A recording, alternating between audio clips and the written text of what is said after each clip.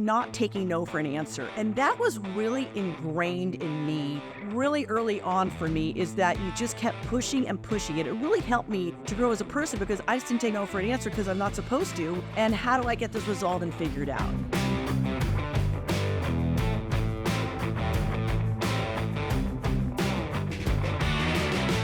We are back. We're back on the Builder 365 podcast.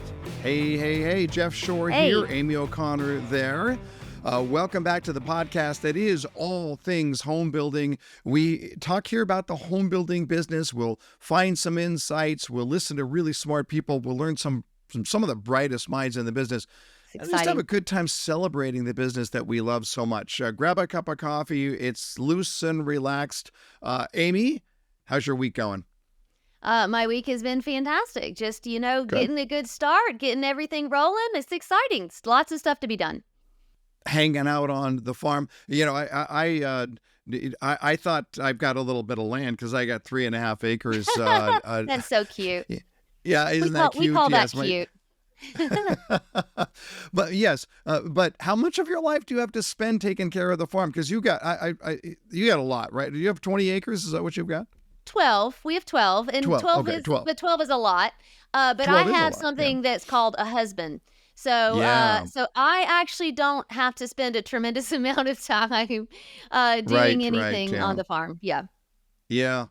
And I have something called a gardener, who just handles everything. They're pretty close. They're pretty close to the same thing. But somebody's husband is out there taking care of everything for me. Yeah, I'm just not a working in the yard guy. I appreciate when my yard is well taken care of, but I don't enjoy it. I know some people just love it. It's not my thing. What do you think? Is it your thing? I sporadically love it. I like the idea. I want to buy a cute gardening hat and some new gloves and some shears and go out there and snip some roses and put them in a jar and be adorable. Right? Yeah. Like I kind of want that. But then beyond that, like the actual weeding and the watering and the day-to-day minutia, like no thank you. Yeah. Right. No, absolutely. I completely agree. I want to enjoy it. I don't want anything to do with it. But then just in general, I'm not a fix-it guy. I am a pay somebody to fix it guy. As prolific as you can find. Yeah, exactly. I know the YouTube channels are there to teach you how to fix it. I'd rather pay somebody else to fix it for me. Fine. Well, here we are in May, and that means it's a National Asparagus Appreciation Month, Amy. Yeah. What are we thinking? How do you feel about asparagus? How do you feel about asparagus? I love asparagus. I do too. You and I, we continue on our food journey together, where you and I always love the same thing. Yes, I love asparagus. Yeah, it's the weirdest thing. Yeah. I know. I would not have necessarily have guessed that. I thought this is where we were going to diverge. I really did. Yeah. I don't know. I've always enjoyed it. It's always been my favorite vegetable, as a matter of fact. Yeah. It's also National American Cheese Month, and that's one where you're going to lose me. I'm not a big American cheese guy. Oh, hold on. Okay, so American cheese. Oh, yes. I was not reading that. I just saw Cheese Month, and I got excited. Yeah. I wasn't reading American cheese. Yeah, no. It's American cheese. And to me, when you say American cheese, now, for those of you who are only listening right now on Spotify or Apple Podcasts, you're not going to see this, but I'm going to air quote this. It's National American Cheese Month. You have to air quote the word cheese at that point, because it's not really cheese. But growing up as a kid, was this not the classic grilled cheese that your mom made you? Oh, yeah. Sure. Or bologna and cheese. Yeah, absolutely. Bologna cheese. Did you fry the bologna, though? Oh, no. Just slap that on as is. Fried bologna. Yeah. Okay. You got to have fried bologna. Well, that's a South thing. You grew up in the South. I'm a California boy. We don't. No frying do of the bologna. Just regular bologna. No, okay. Just slap it on there. Yeah. All right. Yeah. But I will tell you that when we were growing up, my mom... Can I say my mom was lazy on a podcast? Is that okay? I don't think she's going to listen. Okay. So she didn't do it. She didn't do it on the pan, right? Like most mothers, like with the cheese and the butter and all that. No. My mom put the bread in a toaster, got it out, took off the American cheese wrapper, put the American cheese on it, and then microwaved it for 30 seconds. Sure. Yeah, I love it. So it had a nice chewy flavor to it. We've often talked about Daniel Kahneman's take on this. It's the law of least effort, right? It was definitely the law of least effort. The human brain is always looking for the easiest way to do anything at all. So there you go. There you have it. Yeah. Well, it's also National Moving Month, or so says Allied Van Lines. I love how companies that have something to gain from it call it their month and claim it as their own. But there you go. Yeah. I was wondering, I was like, what makes this month any more movable than any other month? I see some that would definitely not be National Moving Month, right? Like February would definitely not be national. But May, I don't know. Yeah, I know. I don't know. I maybe they looked at what was they were competition with in June, July, and August. Who knows? We'll take May. All right, fair enough. Well, this is the Builder 365 podcast. It is about all things home building, and so cheese. What's that? And cheese. And cheese. Yes, that's right. Yes. But real cheese only. Thank you. So on in the area of home building, I learned about a really interesting product under the category of coming soon. Okay. It's called self-healing concrete. So all concrete eventually cracks and it needs to be restored. And I remember this early on. My first superintendent, he taught me a lot. His name was Blaine Harper, and he taught me a lot about how we build homes. What I would do is every Monday I would bring him a sandwich, and I would feed him a sandwich, and he would feed me education. It was not bologna, no. But I learned so much. And I remember on day one he said, if you're going to be a construction, now this is old school, right? Yeah. If you're going to be a construction superintendent, you got to learn this line. Lady, your skylight is going to leak and your concrete is going to crack. And so that was Blaine Harper back in the day. Yeah. So we know that the number one enemy of concrete is water. So the science behind this technology is that it shows itself when water enters a crack. And when the water enters a crack, it reactivates a bacteria that was mixed in during the mixing process of that concrete. When the bacteria is activated, it excretes calcite, which then heals the crack. It self-heals on the fly. How cool is that? So I'm like picturing this, right? And I'm seeing it crack, and I'm just seeing it heal before my eyes. I'm imagining that's not quite, No. I'm imagining that's not quite how it happens, but that is how I'm seeing it. Yeah, well, listen, maybe you set up a time-lapse camera and that's what it'll look like. But I know and we've both seen this over the years, right? Concrete cracks they have this emotional effect on home buyers when they see cracked concrete. Yeah. It just takes a beautiful house and it just like notches it down a little bit, right? It just doesn't look so great. Right, and even if the concrete maybe it's a slab foundation, and they're going to put flooring over it, but as a homeowner, you're still, I know it's under there. I know that crack is there. I know it's cracked. Yeah. Right. Well, honestly, I'd be happy to even have cracked concrete. With my 12 acres here, I have a gravel driveway, so I think I'd be happy to have cracked concrete. Yeah. And there you go. I have a concrete driveway and it's cracked and it drives me nuts. All right. So maybe you can can this be a topping on your driveway then, or does that have to be a whole new driveway, or do you know? Good question. We'll have to look into that. We'll have to figure it out. Okay. Yeah. All right. That's what I got. What do you got for us, Amy? Well, Jeff, we've been talking a lot about the housing affordability crisis, and I came across an interesting article recently, and it wasn't talking about the affordability crisis, but it gave some interesting insights into it. It was talking about the blueprint for a startup, I think was the name of the article. It's on the Builders Daily. If y'all are not getting the Builders Daily in your email every week, every day, you are missing out. There are so many great articles in that. So I saw this one, and it was from 3 different guys. It was a guy, I can check my notes here, from Lennar, from D.I. Horton, and from LGI. And they started a new home company called Heart Homes. And they started it in Dayton, Texas, right outside of Houston. And what I thought was very interesting about this is if you go into Houston and try to compete with all of the builders there, I mean, you're going to have some struggles. You're going to have, issues with land cost and, just competition costs and all this, which is going to drive up your pricing. However, if you build right outside of a metropolitan area, maybe in an area that hasn't seen new construction in potentially even decades, Well, now you have some opportunity for potential land, but you definitely have opportunity to build a more first-time home builder home and get that price low. So, Hart Homes is building homes in the $200,000 to $400,000 range. With very little competition in this market right outside of Houston. So I just thought it was interesting. So potentially maybe when we're looking at this affordability crisis, maybe what we need is some startup home building companies operating right outside of these metropolitan areas in places that haven't seen new homes in quite some time. Maybe that's a bit of an interesting twist to the solution here. Well, especially since we know when you build new homes, the services follow. So you need buyers who are willing to be able to accept that. But if the alternative is renting, well, why not? And you said Dayton, Texas, which I had never heard of. But while you were talking, did a quick Google Maps search. It's only 38 miles outside of downtown Houston. So, so there you go. Where are those little opportunities? You know, the closest major market to me is Sacramento, California. And you look at areas like Woodland, it's only 25 miles north of Sacramento, and there's not a lot of building going on there. So why not? We got to do something here to build more homes for more people.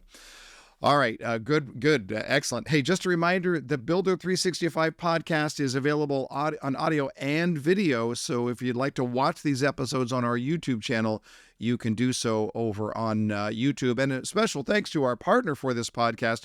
Builder 365 is powered by Open Door for Builders, easy sales, smooth moves. You can learn more about the work that they do to support home builders over at opendoor.com/builder365. Amy, we're going to just a wonderful, wonderful guest, a longtime friend of mine who's going to take us back to the early days in the business. What about you? How did you get into the business? It was complete accident. I came out with a graduate degree from Wake Forest University and thought that I should probably get a job now. And I had no idea what that was going to be. I knew what my skill set was. I knew that I could speak and present and do some coaching and training. I knew that I had a skill set in that, but did not really know how to manifest that into anything that would pay me money. And I remember just going around and, going to parties and saying, hey, who do you work for and are they hiring? And at one party, this guy said, oh, yeah, I work for John Whelan Homes in Atlanta and we're always hiring. And that was it. I put in my resume and a couple weeks later, got hired for my very first job with John Whelan Homes in Atlanta. The image in my mind of a young Amy, not O'Connor at the time, but with a drink in her hand at a party. Hey, who do you work for? That's I need a job. Exactly. I need to work. Yeah. Right. How about you? Yeah. Well, I was waiting tables 1,000 years ago at a steakhouse in the Bay Area, San Francisco Bay Area. And, when you wait tables, you get home late at night, you're totally wired. So you watch a lot of late night television. Yep. And I watched this infomercial of this guy who showed you how you could get rich buying and selling real estate using other people's money, right? Awesome. And I thought, I love that. This is great. So I bought the cassette tapes. Yes, this is how old I am. I bought the cassette tapes and I went to a seminar. As it turns out, the guy eventually went to jail because so much of the stuff that he had said you should do was illegal. But I was like, this is really, really interesting. And so I got my real estate license. I started selling used homes for a couple of years, did okay. And by the way, selling used homes is more like, Mom, can you help me out? Right. But it wasn't until I got by the way. Nolan, I don't know if you can drop a picture in here. You're welcome, Jeff. I see the look on your face. Nolan, I don't know if we were able to drop a picture in here. The one where Jeff is leaning against a mailbox. He has a little bit of a fro. Nolan, if we could find that picture, that would be fantastic. There you go. Thank you so much for that, Amy. Yeah, appreciate it. Yeah. Back in the day. But it wasn't until getting into new homes that I knew I had really just found my lane. All right, I just caught the bug and I said, this is what I want to do. And we talked about this a little bit on our last episode with Larry Webb. We love people who are really smart and super passionate, and we've got that again for you today.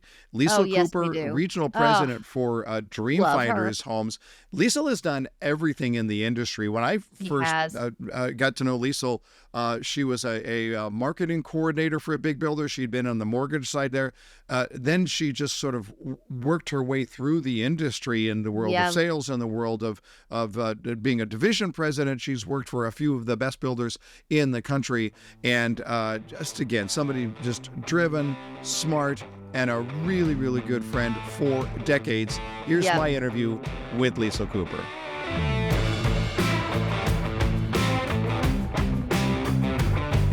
Liesel Cooper, welcome to the Builder 365 podcast, my friend. I was going to say my old friend, but we don't want to admit that we're old, do we? I mean, come on. You know what? It just means we have experience, so that's okay to say. Okay, fair enough. Our first podcast guest was our mutual friend, Larry Webb. He says hello, by the way. How long have you known Larry? That's been a long time here. I've known Larry almost as long. I mean, so you started at KB in 87, and Larry was already at KB when I started in 1986. So it's been a long, long time for the both of you. And we're also the same fantasy football league. I know that probably is not appropriate for this broadcast. No, it came up. It came up right away in our discussion on Larry. That fantasy, exactly. The connection still after all these years is amazing. Yeah. And we get to see each other every so often. And I've never won. I came in second. You've won before. Larry's won before. I've never won. 18 teams and I've never won. But you know what? I was close one time. I have 3 rings up on my shelf behind me, as a matter of fact. Good for you. So basically, I'm like the Dan Marino and you're the, Peyton Manning or the Tom Brady. No, but it is a lot of fun. And just for all of you who are watching the Builder 365 or listening to it right now, we're not always going to talk about fantasy football, but there is a special camaraderie of that group of longtime industry veterans, and it's always fun when we get together. It's just a blast, and it speaks to how relational this industry is. And I know that's just been a big part of your career. You are a connector, and you've built a lot of great relationships, and I don't think it's putting words in your mouth to say those relationships have paid off quite well for you over the years. Amazing. And I mean, it's really, it's great, even like going to like Century. When I went to even like Richmond for the first time in like 1997, everyone would email me, because everyone worked at KB, right? So like, do you know this person? You know this person? We want to hire this person. And then even being at Century Communities, because of my connections are really across the country, it really helped when we were looking and hiring people. And listen, my bestest friends are from the industry, and it's amazing after all these years to have such great and wonderful friends throughout the industry and people to lean on when things pop up on stuff. All right. Now, having said that, do your friends, apart from work and even your extended family, do they really have any idea what you do on a day-to-day basis?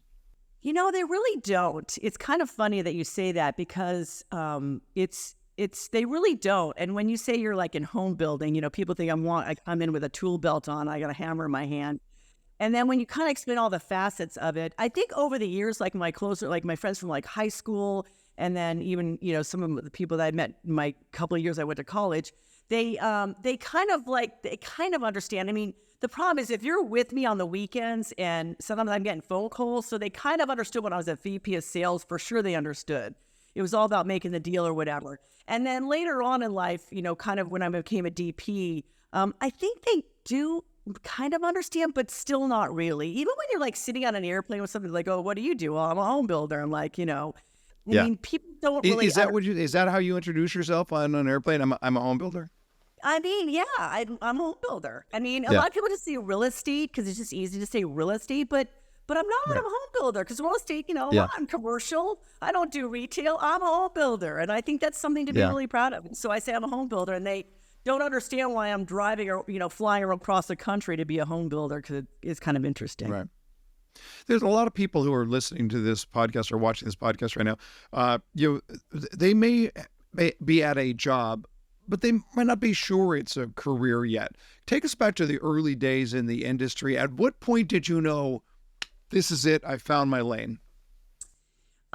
It was really when I got to the builder side, and it was in the early 90s when the market was not doing well at all.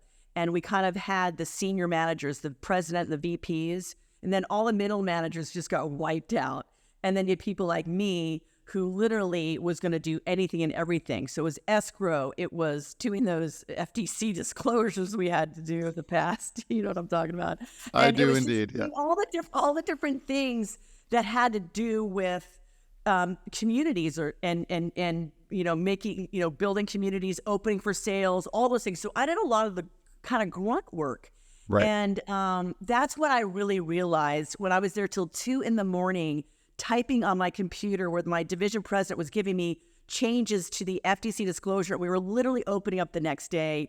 I'm like, this is passion. Like, I love this. Like, I was energized, I was fired up, and I loved it. And then walking out and dealing with the landscaper and saying, we need to, do some more landscaping here. Just the whole part of it was I just was energized. So I would say it was in the early 90s. I was probably 26-ish at the time. And it just fell in love with home building, fell in love with it. Which is interesting because I share that passion. You know that we've had this conversation before, but sometimes I see people in the industry who see it more as a job than anything else, and maybe it's a high-paying job, and so that sort of sucks them in. But there's a part of me that just wants to grab them by the shoulders and just say, "Get in or get out." Right? Do you sense that sometimes where it's like, where's the passion? Almost seems you have to have a passion for this industry. I think you really do. I mean, home building really is a grind, Jeff. It's a grind. I mean, every day if you really want to bring it down, someone asked me what's the most important factors of home building? It's sales, starts, and closings. I mean, it's really simple. And honestly, if you don't, you have to kind of grind it out. Things pop up that can be exciting, like a land deal or an issue with the city, and when you resolve that feels really good. But really, you have to have a passion for it. You really do. And if you don't, I agree with you. It's something to where if you can't grind this thing out for the next years that you see, I think it's just really hard for someone. But when you can and you do, it's so rewarding and it's so unique. Like I tell the division presidents, I was just in Nashville yesterday, and I told my division president, I was telling him, like, your job is to help everybody else do their job. You don't really have a job, right? You're not the VP of sales. You're not the land guy. And by the way, you're in charge of all these jobs that you have no clue, like a plot plan. I'm not an engineer. Like, I'm not going to figure out if the house is right on the plot with the plot plan or not. Now, over the years, I've learned or whatever, but you have to kind of rely on your team and your people. And so you really do have to have the passion in order to keep everyone from your team to have the passion, if that makes sense. Okay, well, let's dive into that a little bit, because you have, throughout your career, you've taken on bigger and bolder things. It's kind of interesting when some people end up rising to their level of incompetence, right? They call it the Peter principle. But you've always handled every new and higher level. But let's face it, Liesel, you didn't always know what you were getting into. And people looked at you and said, Liesel, what do we do with this? And I look at COVID as a perfect example, right? When we think about what we went through in 2020 and 2021 between, with supply chain issues and a shortage of housing and everything else, and how do you sell a home when people can't see the home? And people like you had to look at it and go, we're going to do this, so we're going to do this, so we're going to do this. Is there a conscious moment when you're looking at it and saying, I'm making this all up on the fly, and dang it, I hope it's right? Yeah, a little bit. I mean, what's really funny about COVID is that, in 2008 and 2009, we're like, don't we wish that like people were just at the door? We didn't even have to worry about marketing. We would sell all these homes and we just have to build them. And then we're like, holy crap. Now we got to, it was all about building. But yes, there were times, because I'm old and we talked about how long we've known each other. There were times when it was like this light bulb went on my head. I'm like, oh my gosh, I know what to do here. Like, I know how and what to do here. And then there was times where I was driving through Phoenix with like all these houses. I mean, I went through other builders and our houses were at a standstill and they weren't moving at all. And it was like, oh my gosh, how are we going to figure this out? And you had to kind of do some new plays and try and figure out how you're going to get the subs out there over somebody else and make sure you get into the right houses. And so it is, that's what's so great about home building is like, you never know what's going to come at you. But there is something about leadership where they're saying they're looking at you and you just need to make the call. right? I That's mean, right. and there are times where you look and you go, I'm going to make the call. Maybe it's right or maybe it's wrong, but really wrong would be not making the call, right? That's right. Yeah. Decisions. If you're not a decision maker, this is not the home building is not the place for you. Making Yeah. fast decisions. And, some of my past leaders used to say to me, it just makes the best divisions in the decisions fast. And hopefully 90% of the time you're right, right? Yeah. And if you're not, we can fix it. It's not like it's Right. earth shattering. It's not like I'm, operating on, doing brain surgery. It's home building. And, we can figure out, if we don't get it right for whatever reason we're doing. But decision making, going fast is all what this business is about. I'm glad you clarified that, Liesel, because this is one of the things that I've always admired about you is that your short-term problem-solving skills are extraordinary. And not just in the fact that you can come up with the solution, but that you can build confidence in the people around you when you do it. Because if you're mousy about that decision, it may still be a decision, but nobody's going to follow it, right? So let me ask you this. Especially for people who want to grow their career, your career has been just absolutely stellar. But when you look at it and the fact that you were constantly being promoted into areas where maybe it was going to work and maybe it wasn't, how much of the success would be attributed to talent, intelligence, hard work, or just dogged determination, right? So when I look at this, there's that innate talent that I have, the intelligence that I have to carry it off. There's just working my butt off in order to will it done. And then there's just the determination, right? The achievement drive. How do you balance those things? So I think the biggest thing is my drive was the number one thing. My drive determination was the number one thing. And I was not going to, we've talked about, I think in my past, we've on other calls and other things, that I didn't graduate college. So something that was really driving me for a lot of my career, just to really prove to myself and to others that I could really do this. So determination, if you've got the work ethic and the determination, listen, you've got to be, intelligent enough, but like we're talking about, I don't need a degree because I'm not doing brain surgery. We're building homes. And so, so to me, I think the determination and the hard work is really, really important. And then surrounding yourself with really smart people. I have a DP in one of my divisions that, he's a control freak, and I love it because I am a control freak. I consider myself a control freak.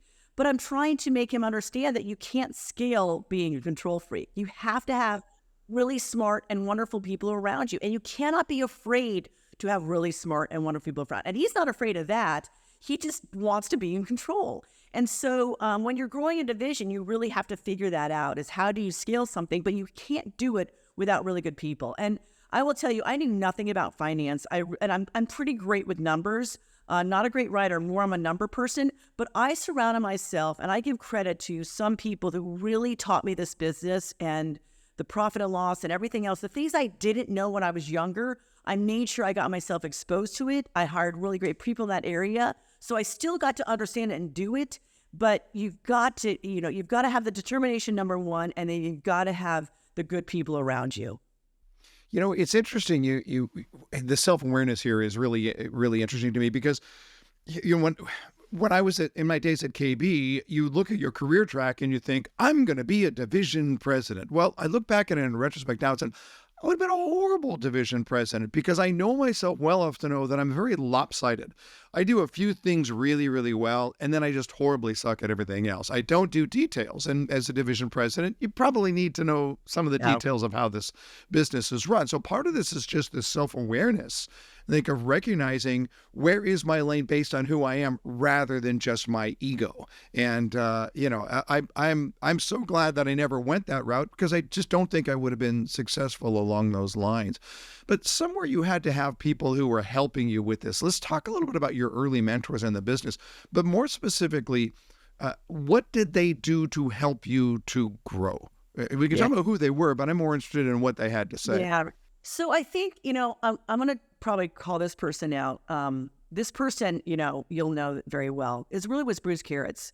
And not that he mentored me one-on-one, not even close, but the way he led and how he led was like you just didn't take no for an answer. Like you just didn't, and in a lot of ways you just can't. And I'll talk about COVID and municipalities and taking no for an answer now and where I think we are compared to that. But it was just like when, and like I said, I was very junior in a lot of my younger years when I dealt with Bruce, but the mentality from the top was that you just didn't take no for an answer. We thought we were number one, even though we were only in California at the time. Like we thought we were the, I don't know if I can swear on this, so I apologize. But we thought we were really, we really thought we were all the end all be all, because that's the way that he promoted the company. But with that, it was like not taking no for an answer. And that was really ingrained in me really early on for me, is that you just kept pushing and pushing it. It really helped me to grow as a person, because I just didn't take for a no for an answer because I'm not supposed to. And how do I get this resolved and figured out? So he kind of set the tone, I believe. And then other people, I think other mentors for me, and you were one of them, Jeff, but like saw things in me that I didn't see in myself. And I think that's really helpful when you surround yourself with people who can tell you, like, you could do this, and this is how you could do this, and maybe you need to fix this or fix that or whatever. But I think that's really important, that you need to know the good, the bad, the ugly. And there were times you called me out a couple of times, and I still remember, and some of them hurt a little bit, but they made me grow as a better human. And it was really helpful for me. And so you've got to really trust, and you've got to really listen to the good, the bad, the ugly. Because I think it's really important. It's an interview question I ask all the time. Tell me what your boss would say good about you, and tell me what your boss would say bad about you. And of course, I think about, Liesel's like, she's emotional. But sometimes it can be good too. But you see what I'm saying is you gotta really embrace all of it.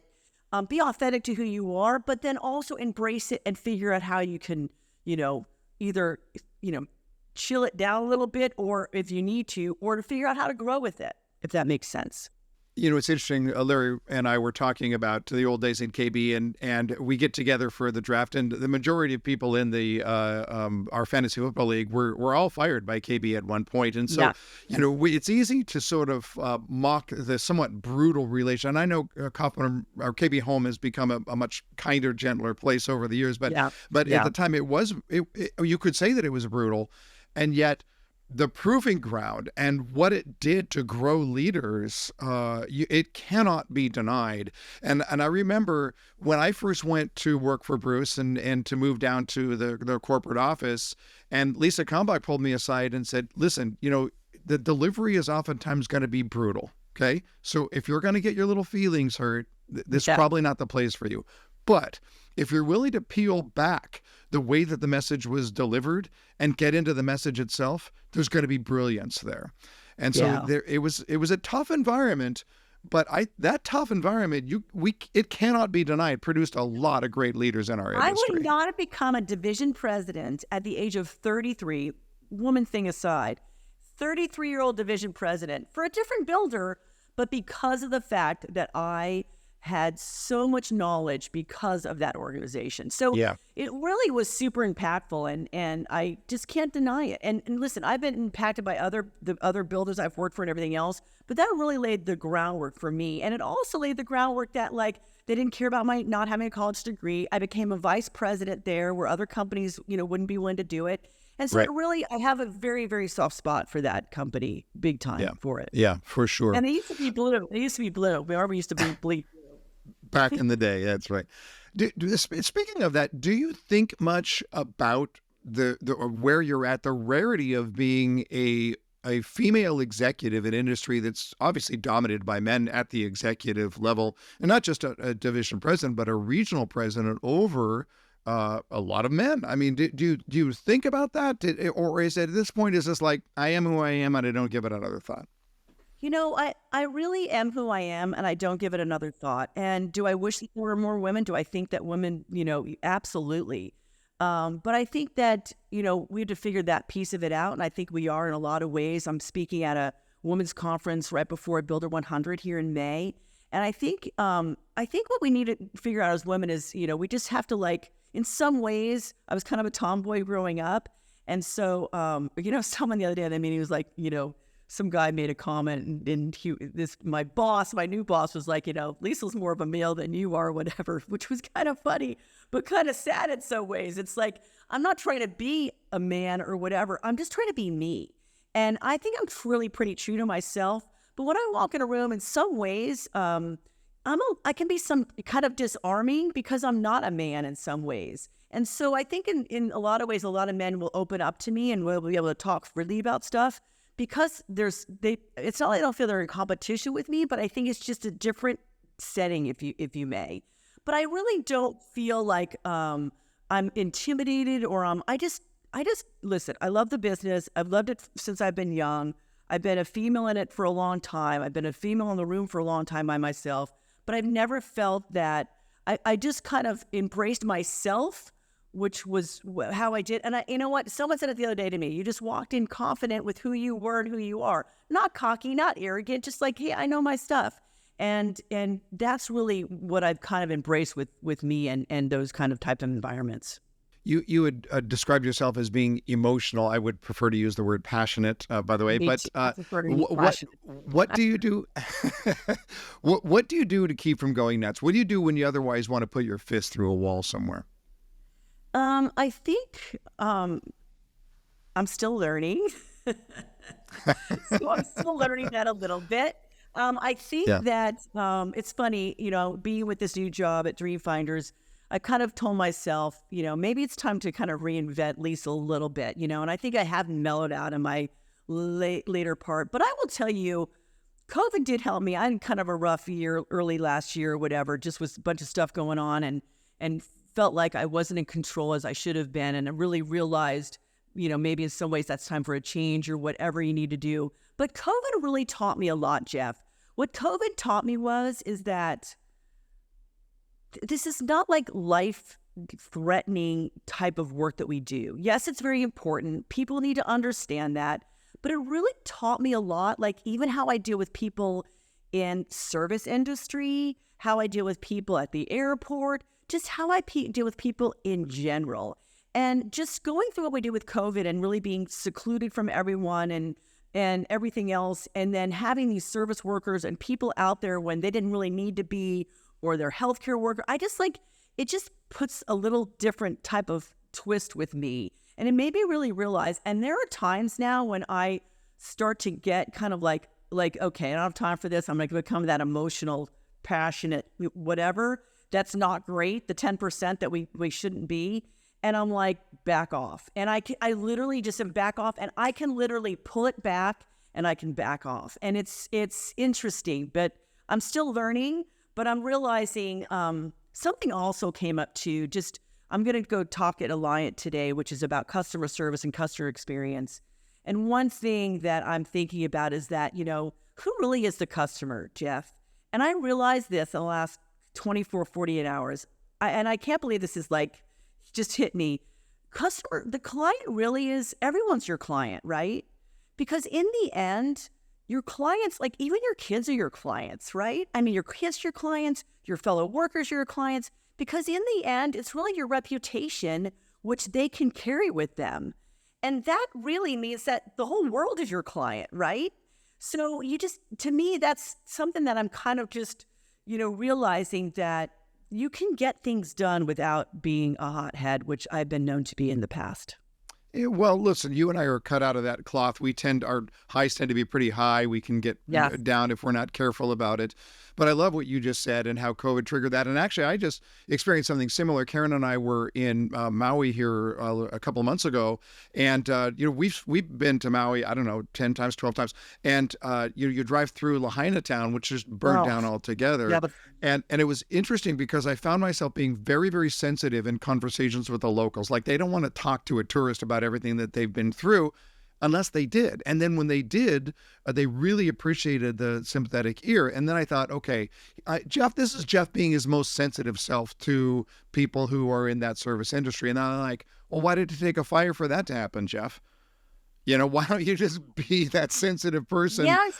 It's just a better way to live life, right? By the time we're done. It is. And it's just something that I'm just, more self-awareness for sure. And it's just, I mean, I'm trying to bring it up now because for the younger folks that, maybe have a little bit of more passion than they should in certain situations, really just takes a step back. And like I said, I'm still learning and understanding and headed towards the wrap up here, Liesel, but let's think about somebody who is in the industry. They know they love the industry, and maybe they haven't been in there that long, but they have lofty ambitions. right? Yes. They want to be you someday. Yeah. What advice would you give for somebody who is still relatively new to the business, but knows they got the bug that you and I have and that we have had for decades?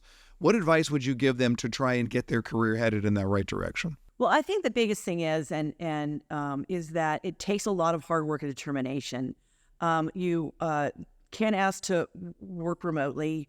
You can't, balance is a different kind of word in our industry since we're open 7 days a week. So you got to really understand what balance means. I sacrifice a lot, Jeff. Do I have any regrets? I don't have regrets because I kind of am grateful for all the stuff that I've have and for my family and what I've been able to provide for them. But, for me, I needed a really good support system, and I was fortunate I had that with my husband and with my daughter and understanding. But it really takes a lot of effort. I mean, I think I explained it earlier. When you're a division president, if you really want to become a division president, which I think is the best job in the industry, a regional president, national and corporate, we're just Monday morning quarterbacking. The division president can set the culture, can set the tone of the division, can set all of those things. So if you really want to do that, you've got to understand that is a powerful, and it's a lot to carry because you're carrying a lot of people on your back with it, but it's also very rewarding. But you've got to understand, I'm always available. I always make sure my team's always available.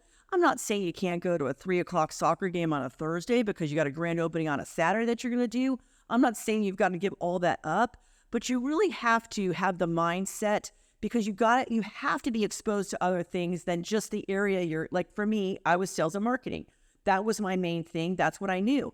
I had exposed myself to land. I had exposed myself to construction. I didn't know a footer from a header. I spent my weekends with my husband who was in construction showing me what a footer was from a header. So it took extra time. I couldn't do it Monday through Friday because one, I didn't want people to know I didn't know. And two, I didn't want to take the time up to learn during those work hours. So you've really got to have the drive to do it. And you've just got to be honest about it and make sure that the people around you, my husband, when I married him, I was fully into this business and fully going, and I let him know, he jokes all the time. I used to say, listen, I am who I am. And so, sometimes we driving along and I'll say something about work. He goes, you are who you are. But it's funny, but it's really true. It's just, I was really transparent on what I wanted with my career and what I wanted. I wanted children and I had a child, but I wanted to, figure it out with someone that could do that with me and do it the right way. But you do have to give some things up for it. But in the end, it's such an amazing industry. I just couldn't imagine doing anything different. Just a quick side note. How is Finn doing in college? Phenomenal. Oh, good for She's you. a junior, which freaks me out because I didn't go to college, so I'm fully living the college experience. And trust me, I went to so many games, go Blue, they won the national championship. Absolutely. So, no offense to anyone else out there except the Ohio State people. No offense. No. All right, before we let you go, we're going to put you on the hot seat. A few rapid fire questions, rapid fire answers. You ready? Okay. Ready. All right. The artist or band you listened to most in high school? English Beat. I don't know who that is. Who's English? I don't know who that is. They're a Southern Cal band, San Diego band. The English Beat. Ah, there you go. We're going back to your roots. Stray Cats came to mind too, but that's Stray a San Cats, Diego band. Sure, solid choice. The most beautiful place you've ever stood? The most beautiful place. Lake Como's pretty. It came to my brain first, so I'll have to say Lake Como. Yeah, the little town of Verena. Everybody goes to Bellagio, but the little town of Verena, I'm obsessed. I could go back and live there tomorrow. A book you read a long time ago that's had a lasting impact. I love biographies, but The Five Dysfunctions was one that came to my brain. I don't know why. Really strong book. What was your first car? A Volkswagen Rabbit with a sunroof, and it was a diesel, and it was a shift, and I drove that thing like it was a Ferrari. The image in my head is so clear right now. All right, and who was your first celebrity crush? My first celebrity crush. Oh, you don't even want to know. I'm going to so date myself. This is horrible. Andy Gibb. Andy Gibb. Okay, that's a solid choice. He wasn't a PT, but he was. And he was my first concert, and satin was huge back then. I even think the satin jacket I wore was so huge. But I literally just dated myself horribly. That's great. All right, you're off the hot seat. Liesel Cooper, I can't thank you enough. What a great conversation. And we love seeing your passion and your energy. And again, I go back to what we both said earlier on, be passionate about what it is. You get one life to live. Be passionate about what you do. Liesel, thanks for giving us your time. Nothing. You're my favorite. You're the best. I appreciate you. Always good to see you. I'll see you in September at the draft. And thanks for having me on. It was super fun. You're the best.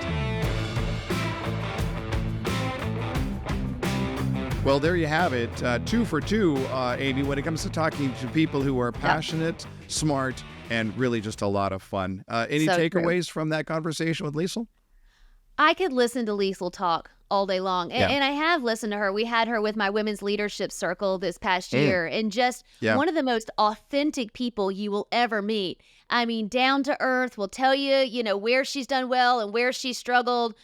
She talks about being emotional, and I just love the authenticity that comes through when you talk to Liesel. Yeah, absolutely. I also love the fact that Liesel was never afraid to reach for that next opportunity. Never. Now, she had some great mentors along the way, but there's a gutsiness, right, to how you manage your career. And I think you just see so many people who play it too safe. And and the reality is there is the risk of failure when you step out there. There is that chance that I'm going to look bad, I'm going to look stupid, I'm going to fail, whatever the case may be. But there's a way to avoid that. We see that a lot with women too. The data will show you that a woman basically has to have 120% of the requirements before she will go for a position, where men, on the other hand, only require about 60 to 70% before they will apply for a position. So love that you see Liesel Cooper going for it, maybe even like you said, reaching for the ring, maybe even before she was totally ready, but knowing that she had internally what it would take, and the hard work and the ethic and the work ethic and the determination to get there is pretty inspiring. And so maybe there's a message there for anybody out there right now who's listening or watching this podcast. Raise your hand. Just raise your hand. Yeah. Just look at it and say, this is what I think I would like to do. Yeah. Can you help me put a path in place? Yeah. And maybe that path is going to take a long time to develop in order to for you to gain that confidence and for other people to gain that confidence in you. But just raise your hand. Yep. Just raise your hand. What would this be like? And then what happens here? It happened with Liesel. It happened with Amy. It happened with me. Somebody comes along and takes you by the hand that you just raised, and maybe they'll just sort of walk you through, and you have those mentors that will see more in you than you see in yourself. And the next thing you know, you're off and running. So there you go. Great conversation. You're on a Liesel. podcast with Jeff Shore. Yeah. There, and Amy O'Connor, the Builder 365 podcast in particular. Again, we just ask you, please, before you sign off here, just think, how can I share? I got a social channel. I've got people in my office that I can share this with. Let's get the Builder 365 podcast out there. We love it when you like and subscribe for sure, but what we really want you to do is share. Share the message. Let people know about the Builder 365 podcast. On behalf of all of us at Shore Consulting, thanks for dropping in. We'll see you next time.